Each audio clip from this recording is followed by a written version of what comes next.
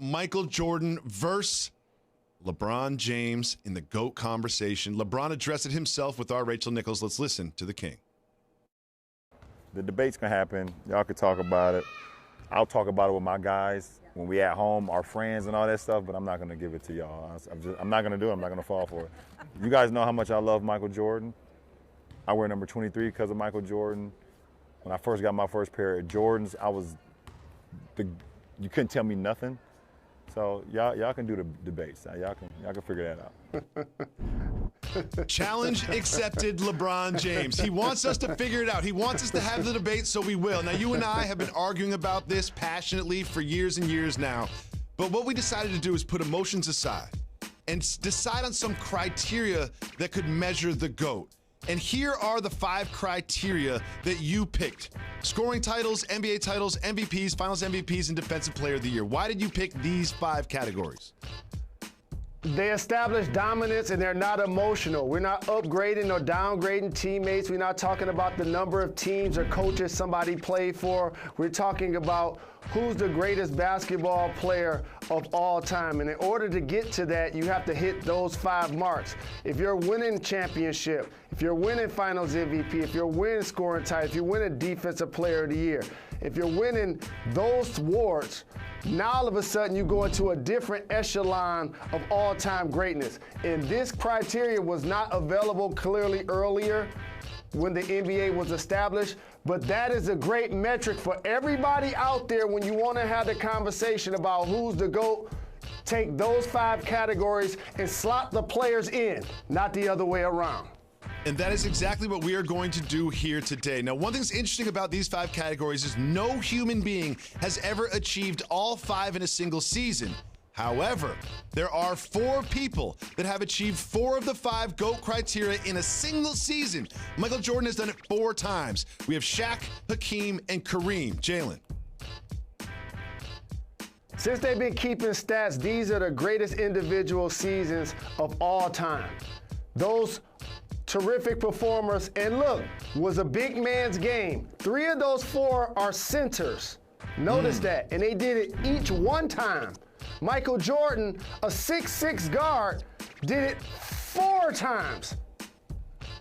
That's important to point out. And as you said, this is just a single season where one human being has achieved 4 of the 5 GOAT criteria. Now, we're going to do an exercise here. Again, that was a single season. What if we opened it up to people that have achieved 4 of the 5 GOAT criteria over their entire careers? You would think a floodgate of great players would come in, but it's only 5 more people.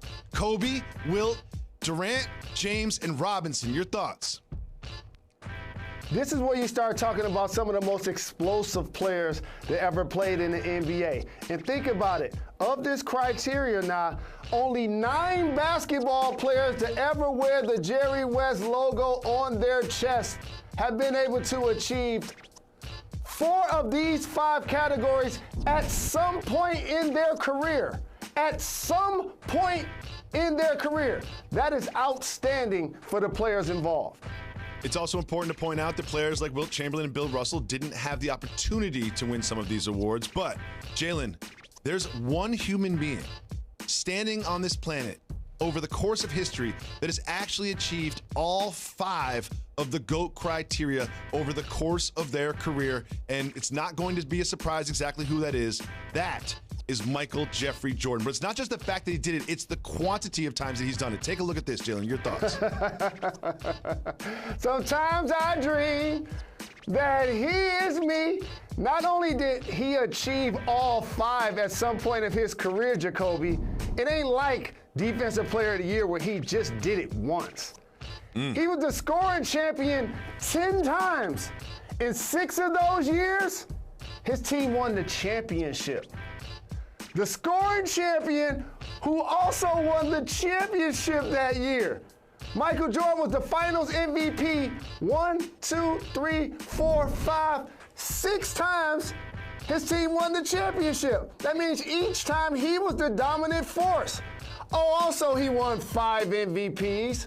And so when you start talking about the GOAT, Michael Jordan has been able to achieve things in the statistical era that are just unmatched, and the volume and the quantity is outstanding.